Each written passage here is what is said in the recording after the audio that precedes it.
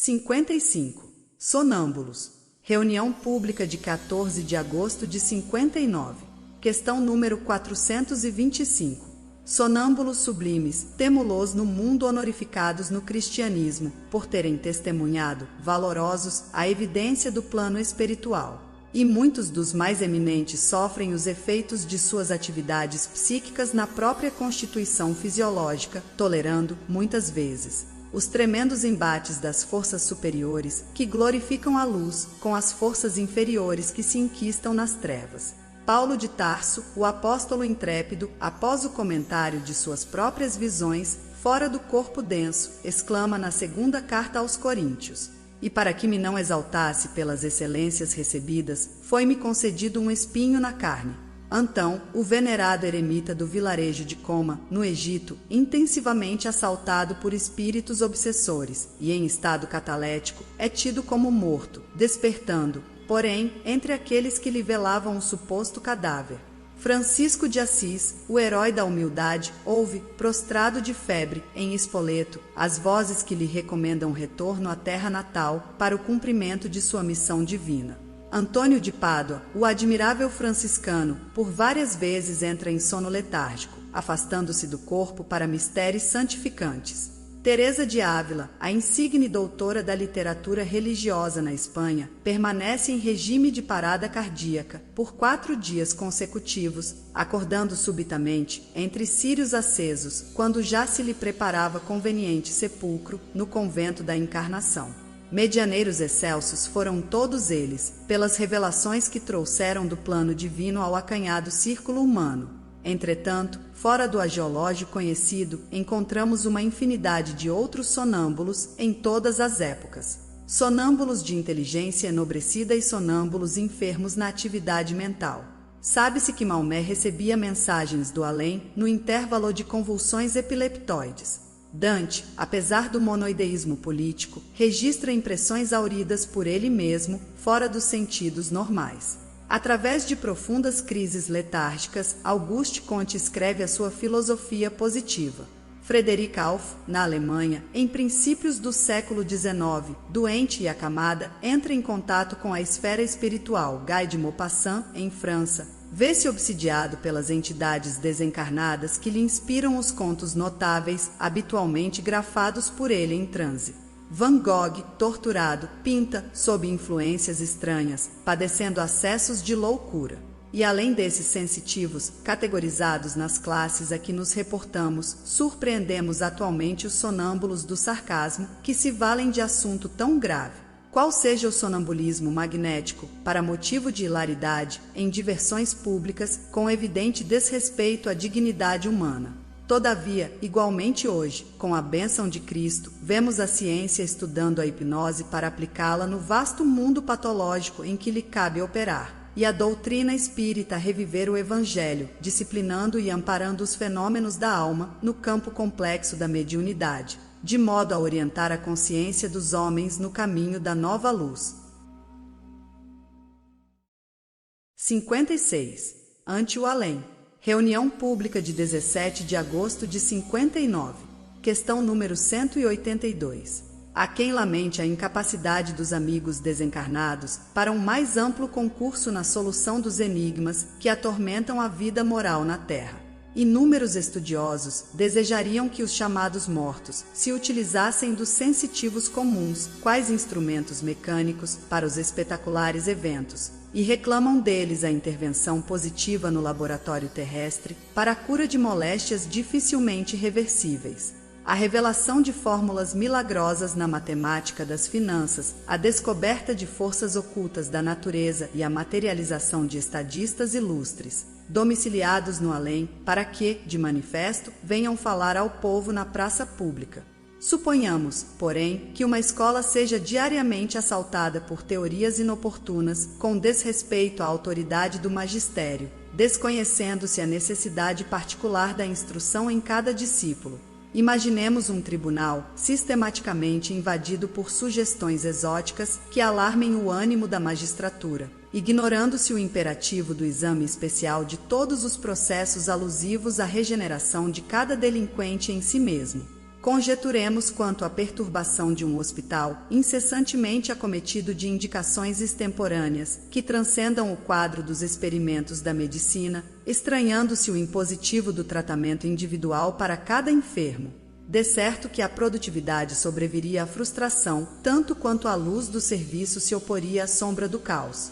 É mais do que justo que nos empenhemos a todos no amparo ao aprendiz, no auxílio ao encarcerado e no socorro ao doente, mas, além disso, ninguém espere que os companheiros desencarnados interfiram na atividade humana, favorecendo a inconsequência ou a desordem.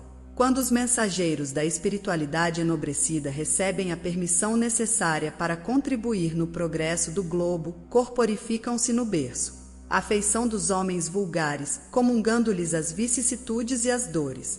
É assim que encontramos um Thomas Edison vendendo jornais para se manter, aos 15 anos de idade, atingindo a posição de um dos maiores gênios técnicos de todos os tempos, e deixando nada menos do que 800 invenções registradas, e um Louis Pasteur, filho pobre de um curtidor, que, sem ser médico, pode ser considerado como sendo o fundador da microbiologia, apesar do trabalho valioso de seus predecessores. Lembremo-nos de Cristo, o divino mestre por excelência.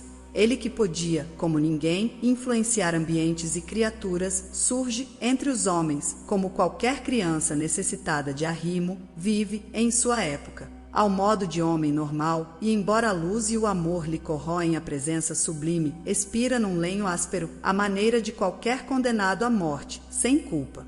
Realmente, os espíritos desencarnados não podem penetrar assuntos que a humanidade ainda não pode compreender. Entretanto, guarda a convicção de que te trazem eles a notícia mais importante de todas, a verdade de que a vida prossegue, além do sepulcro, e de que todos nós, desencarnados e encarnados, seja onde for, receberemos sempre de acordo com as nossas obras. 57. Fenômeno mediúnico. Reunião pública de 21 de agosto de 59. Questão número 525. O fenômeno mediúnico é de todos os tempos e ocioso seria mostrar, num estudo simples, o papel que lhe cabe na gênese de todos os caminhos religiosos. Importa notar, porém, que os povos primitivos, sentindo a influência dos desencarnados a lhes pesar no orçamento psíquico, promovem medidas com que supõem garantir-lhe segurança e tranquilidade no reino da morte. Egípcios, assírio-caldeus, gregos, israelitas e romanos prestam-lhes homenagens e considerações, e para vê-los e ouvi-los conservam consigo certa classe de iniciados característicos. Equivalendo aos médiuns modernos, havia sacerdotes em Tebas, magos em Babilônia, oráculos em Atenas, profetas em Jerusalém e arúspices em Roma. Administrações e cometimentos, embaixadas e expedições, exércitos e esquadras movimentam-se, quase sempre, sob invocações e predições.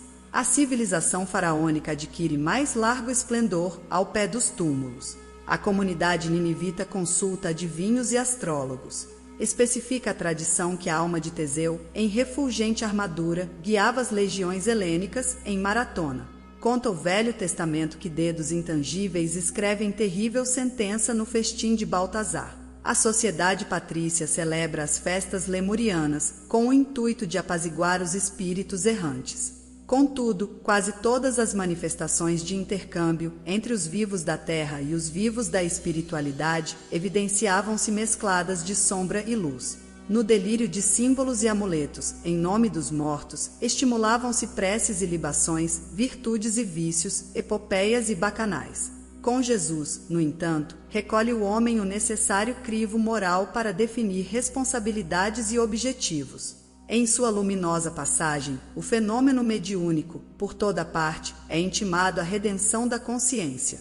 É assim que surpreendemos o Divino Mestre afirmando-se em atitudes claras e decisivas. Não somente induz Maria de Magdala que se liberte dos perseguidores invisíveis que a subjugam, mas também a criar, em si própria, as qualidades condignas com que se fará, mais tarde, a mensageira ideal da ressurreição.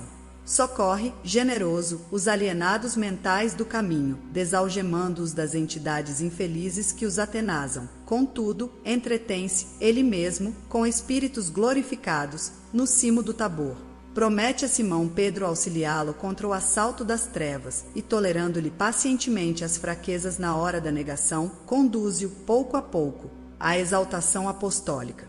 Honorificando a humildade de Estevão, que suporta sereno as fúrias que o apedrejam, aciona-lhe os mecanismos da clarividência, e o mártir percebe-lhe a presença sublime, antes de se render à imposição da morte.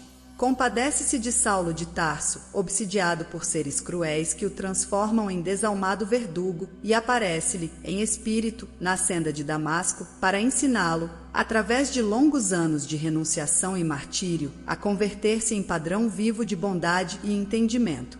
E continuando-lhe o ministério divino, dispomos hoje, na terra, da doutrina espírita restaurar-lhe as lições como força que educa o fenômeno psíquico, joeirando-lhe as expressões e demonstrando-nos a todos que não bastam mediunidades fulgurantes, endereçadas ao regozijo da inteligência, no palanque das teorias ou no banquete das convicções, e sim que, sobretudo, é inadiável a nossa purificação de espírito para o levantamento do bem eterno.